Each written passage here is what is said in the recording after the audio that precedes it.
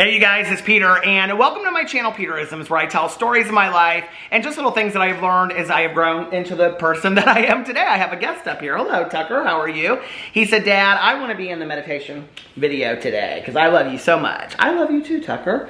So we're going to read some meditations today. I brought both of the Melody Beatty books. So here they are. Oh, I just bent the cover. I kind of like...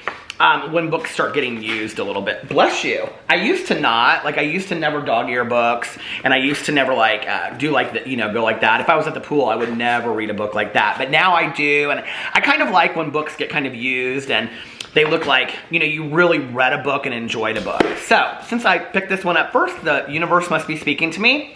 Let's read from September. Whew, I need a glass. I need a drink of water first. This is my cup that I have. My first time using this new cup, True Crime and Coffee, it says. And I'm using this cool straw that I got at Starbucks. I bought this off at Etsy. All right, let's get into this. September 17th. How are you guys doing today? You having a good day? Are you choosing to have a good day? I'm choosing to have a good day today. All right. Oh, this is gonna be a good one for me today. I went to my doctor this morning and I got the injection in my nerve that he had recommended, and I was super nervous about it. And I slept all night long and did my vlog this morning, and I woke up and I was kind of feeling tired this morning, and I was like dragging.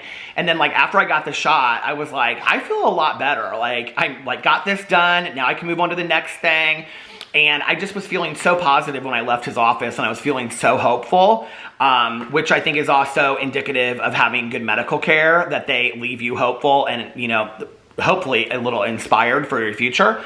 And I did, and I looked at him and I said, I just want to tell you that I had just, bless you, Tucker, I had a great experience working with you. I really appreciate it. So I'm going to go back and see him in 2 to 3 weeks, and unless everything is fine with my back, there will be nothing further, and I'm hoping that that's the case, because if not, the next step would be surgery. But yesterday and the day before, or yesterday and today, my back was feeling really, really good, to the point where I was almost like, should I get the injection? Should I not get the injection? And I was like, no, I'm going to do the treatment the way that I was told to do it. So I went in this morning and I got it, and now I'm having a good day. But the title of this is Don't Hurry. And I feel like all day today since I got home, I'm like, I want to get this done, I want to get that done, I want to get this done. So this will be a good meditation for me. All right, September 17th, don't hurry. Don't worry and fuss about what you're going to do tomorrow, or how tomorrow's answers will come. The way to get through a task, a day, a life, is to stay in the present moment. This is one of the hardest learning experiences of my life. I struggle with this on a daily basis. Racing, pushing, trying to force things forward doesn't work. Not anymore. Hurrying will not speed up the process or the journey. In fact, if you race ahead of yourself, you may find you need to go back, return to the parts you skipped over, and go through it again, fully present. Yes, there are times we need to press on, times we need to push a bit more, but hurrying won't speed up the process. It will just keep us tense, out of step. Tense and out of step. It doesn't say that, but that's what it means. To speed up the process, we need to fully immerse ourselves in the moment and then focus our energy, our presence, our emotions, our thoughts, and our heart.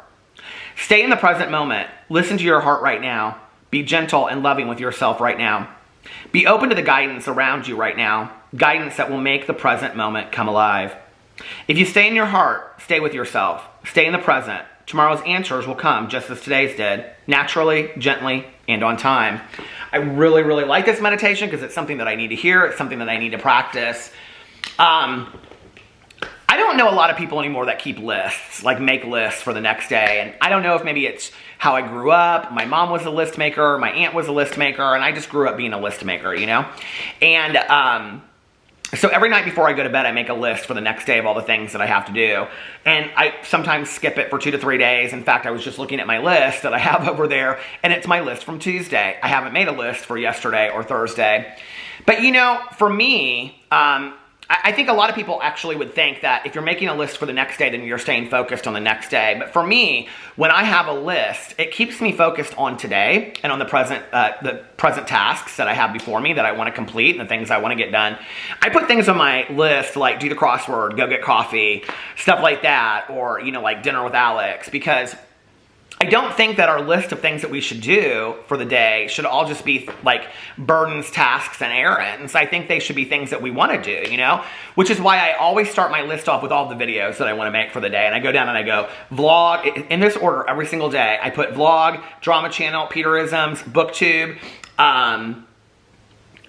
review channel, and then now Peter does stuff. And I go through there and kind of like outline what I think I might want to do, what I want to talk about, what things I want to, you know, do videos about, because I get so excited about it, you know? But then I'm able to put the list aside and go on and enjoy my night and spend time with Alex or watch TV or go see Tanya or go to a meeting. I'm able to just put the list to the side and realize tomorrow is tomorrow and I can't do anything about tomorrow yet. So, and yesterday is, what is the saying, you know, and today is a gift, you know, or present or whatever. But no, it's true, you know. I'm somebody that when I was growing up, and I think it's kind of a tendency of growing up in an alcoholic home, I really do, that you're looking for the next good thing to happen. But, you know, I would wait for Christmas, or I would wait for a trip. And what would happen is I would set my expectations so high on this one thing that was going to happen that then when it happened, it fell so short of what my expectations were that I wasn't able to fully enjoy it. And I can remember for the longest time, I would be so sad come about 3 or 4 o'clock on Christmas Day, going into the 26th. I would be so sad, and I couldn't really figure it out, you know, except for that I knew that Christmas was over. That's how I felt. And I remember one year, I was probably in middle junior high, probably 7th or 8th grade, which, in looking back, were some of the hardest years for me. And I can remember that I asked my mom if we could keep the Christmas tree up, and we kept it so late that, like, finally she was like, it was into February, and we had taken all the ornaments off, but the lights were just on, and we had a green tree with red lights. And she said, we should probably just turn this into a Valentine's Day tree. It's been up for so long. But I think in some way, Christmas represented for me a time of happiness or a time of hope and miracles, you know? And so I wanted to kind of hold on to that. I could just remember being a kid and being obsessed with Christmas and Santa Claus and things like that. And you know, it's interesting because I was never diagnosed growing up with any kind of like, you know, childhood, you know, depression or anything like that. But I look at like very sad times that I had as a kid. And there's definitely a difference between clinical depression and sadness. So I want to make that very clear. But I look back and I can remember just being all alone inside my, you know, head and being very, very sad at times. And Christmas was something that I always looked forward to. Trips as well. I would get so excited about trips. And I can remember the last day of the trip, I could almost not even really enjoy myself anymore because I was like, the trip is over. Like, it's over. Let's just go home. Everything's over, you know? To the point that, like, my dad used to even make a joke about it. And he would say, your vac is late. Your, like, vacation is late. It's over, you know? Your vac is late. And he would sing this song because he would try to cheer me up when we were on vacation. Today, I try not to do that. Today, I try to just really enjoy the moment. You know, a lot of people don't understand when I say this, but like when Alex and I go on a vacation, we typically plan, we haven't been able to do this recently because, you know, not getting able to go to a lot of places, but we typically plan the next trip that we're gonna take on the last day. Like, so if we're, you know, if it's March, we look and go, okay, let's go where we wanna go for our birthdays. And we list off a couple places we'd like to go because our birthdays are both in June.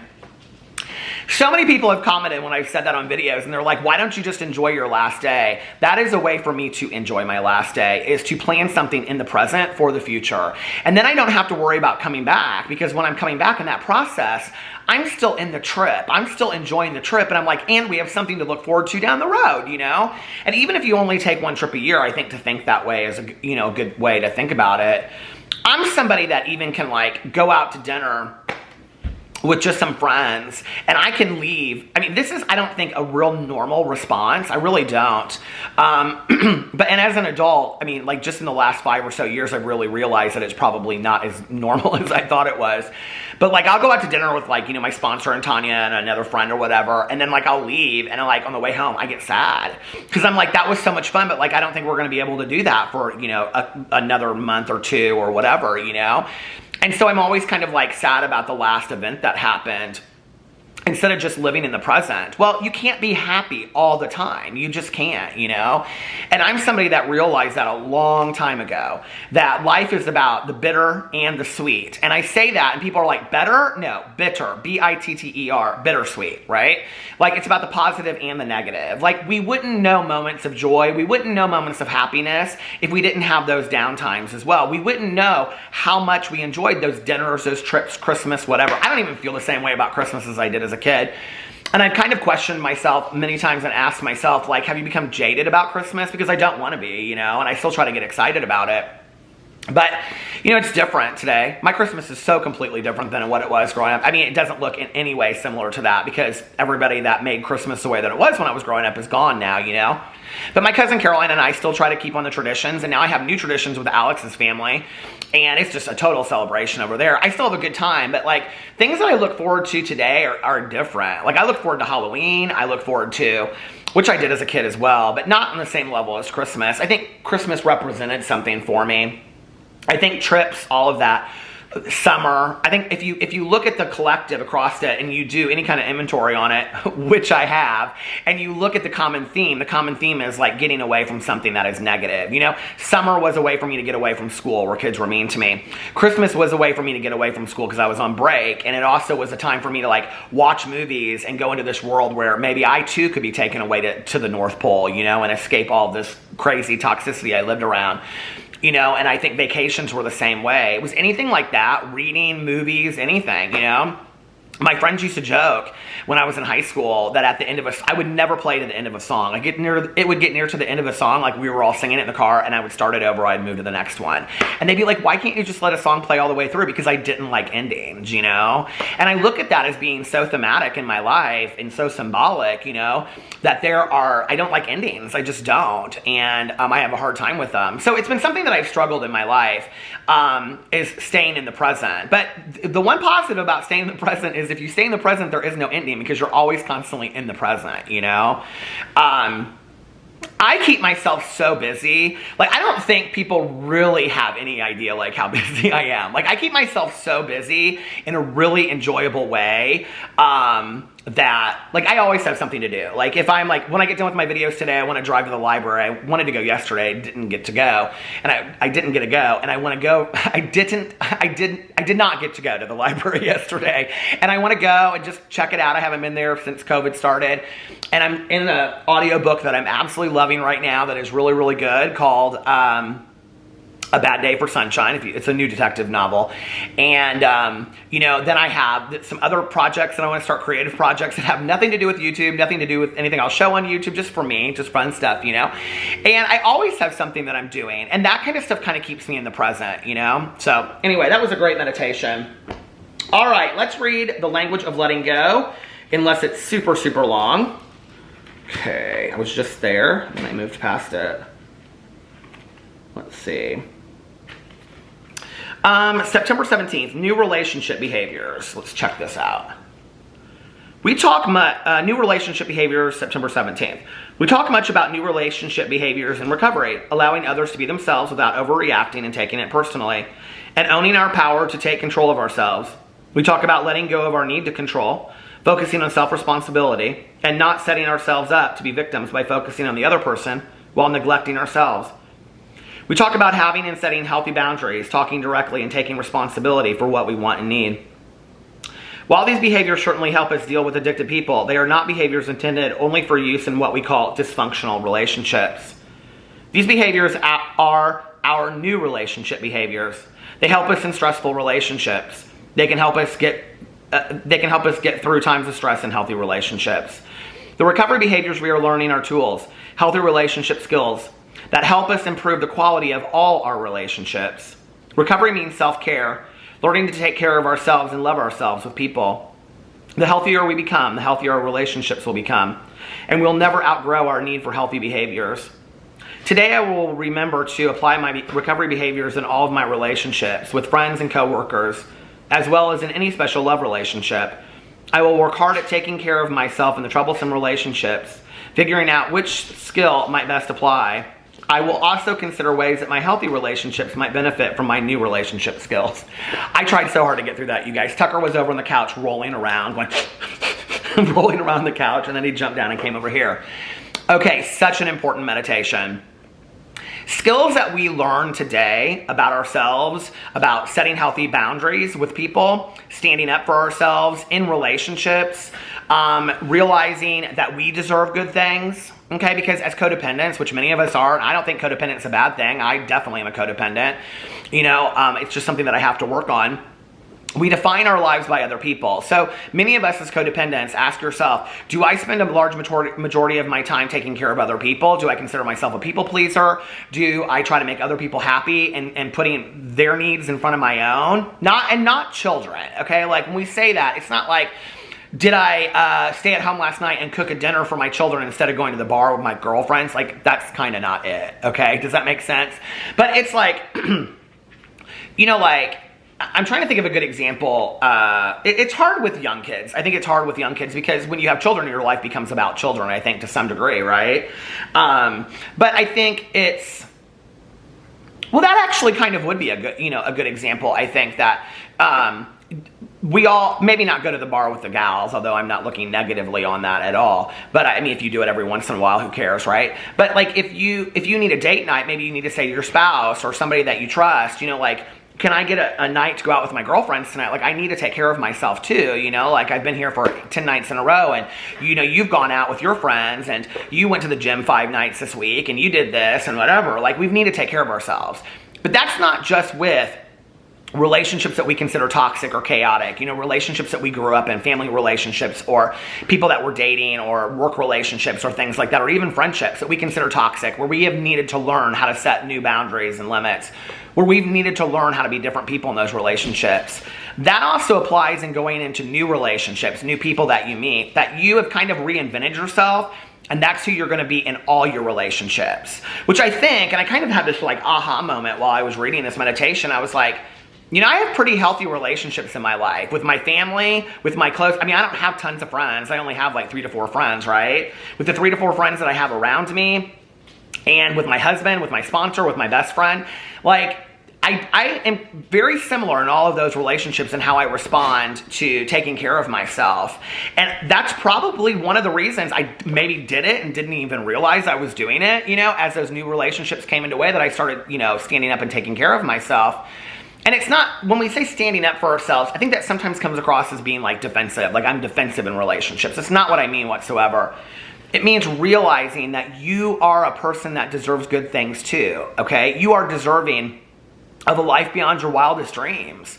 And I think many of us, I hear so many people say, like, I'm such a people pleaser. I make so many people happy. And, like, I work so hard. Like, I take care of my mom. I take care of my 16 kids. I take care of my husband. I do this, I do that, whatever. And I never have 2 seconds for myself. Well, my question to you would be, what do you get out of that? Like, why are you doing that? And why are you playing the martyr? Because you obviously get a lot out of that if you're choosing to be in that role. Like, that's a lot for one person to do. So if you're doing all of that, there must be a lot out of that you're getting, or you don't like to ask people for help. For a long time, I had a really hard time asking people for help. And what I realized was it's pretty easy to ask for help because people will either say no or they'll help you. So if you need a ride somewhere, or if you're like, hey, 16 kids have 16 different sports events on Thursday afternoon, I can't be at all of them. Judy Smith, Aunt Tina, I've never used Aunt Tina before, I don't think. Whoever, can you guys help me? They'll either say yes or they'll say no, and you'll do the best you can. But typically when people say that to me, they're like, oh, I'm such a people pleaser. I don't see that as a good thing. I'm sorry, I just don't. I see somebody saying that I'm a people pleaser as somebody, and I'm not saying that I haven't said it in my life, okay, because I have, but I don't say it today. But I think that being a people pleaser is somebody that, like, they see it as a badge of honor. Like, I go out of my way to please other people and I don't matter. Well, why don't you matter? Like, what? Okay, then you're playing the martyr. Like, I matter less than these people do. No. Now, that's where people say you need to love yourself first so you can love others more. You have more love to give if you love somebody. Somebody asked me that recently. They're like, why is it important that you love yourself first to be able to love other people more? How can you understand how to love somebody if you don't know how to love yourself? Like, that unselfish, unconditional love. At least care about yourself enough to put yourself first, And I'm not talking about selfish love. I'm not talking about that, But like, I don't know. I don't love that statement because I think it says a lot about the person saying it. I think it says my life doesn't really matter a lot. And, you know, so what are you waiting for? Your funeral, when everybody stands up there and they say, oh, she did so much for everybody. She was such a people pleaser. She took care of everyone. Well, I hope that day at your funeral is worth it because you just missed out on your entire life. Unless taking care of everybody brings you happiness, then do it and don't tell anyone, because that's altruism. And that's what I say in my videos every night, like, do random acts of kindness, but don't tell anyone. Just do good deeds. We don't need to tell anybody about that, right? But if you're telling people about that, then what you're saying is, I don't get noticed. I don't get appreciation. I don't get validation for what I'm doing. And if that's the case, then ask yourself, why do I need that validation? Why do I need that appreciation? Is what I'm doing not good enough for me alone? And if it's not, then really it's not about doing those things because you want to take care of somebody else. Really, I know I'm out there. I am just really making somebody mad right now saying this. I know somebody's looking there like, he is talking right to me and I don't like this. But like, that's the reality, that if you don't feel like you're getting the appreciation and the validation that you deserve, which we all feel like that at times. I can't tell you. There have been so many times that I busted my butt and my husband walked through the door and didn't notice the house I cleaned or the meal that I cooked. Rarely. But you know what I mean? Like, I don't know, maybe made cookies or put new sheets on the bed or tried to get flowers around the house, and he just walks in here and throws his thing down and sat on the couch and played his game. And I'm like, did you not notice all these things I did? Okay, then the question is this, Peter. Did you do these things because you wanted to do them to make your husband happy and because you enjoyed making your place more enjoyable? Or did you do that just so that he could look at you and say, wow, what a nice thing you did for me? Because if that's the case, what's that about? You know, then you have to take a look at, why do I feel like I need other people's validation and acceptance? And that's a whole other video, and I've gotten way deep in that in my life, you know? I didn't get it growing up. I didn't get it. I got it, you know, at home, but I didn't get it from the people that I wanted. Sure, I walked out the door the majority of the time. My mom would always say, you're so handsome, you're so cute. I don't know why you don't have more friends. I don't know why you don't have a girlfriend. I wonder why too. You know, but she would say those things to me, but you hear it from your mom, but then you go to school and everybody's mean to you, right? So of course you want that validation, that acceptance from other people. But then you find yourself in your 40s and you're craving it from your partner or your kid. Like, that's not what you want. It's not. You want to make yourself happy today. And not selfishly. Like, you can still do that stuff. You can still make people in your life happy and still make yourself happy too. And it's finding that happy balance, you know, of doing the things that bring you joy. What brings you joy? Now, I know somebody's going to say, but I still have to take the kids to school and I still have to do this and I still have to make dinner. Sure you do. We all have things we have to do. I don't love sitting down and paying bills, but they have to be done. You know what I mean?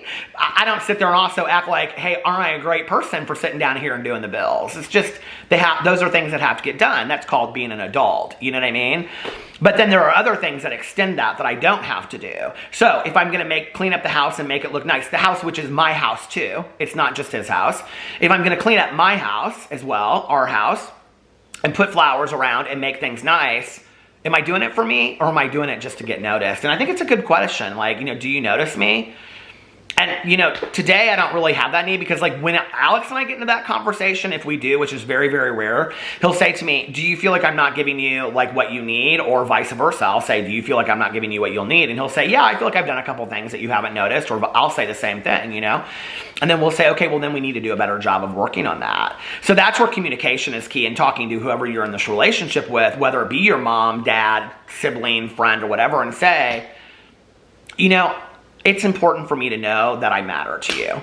Like I said with the Toni Morrison quote the other day, I say it all the time.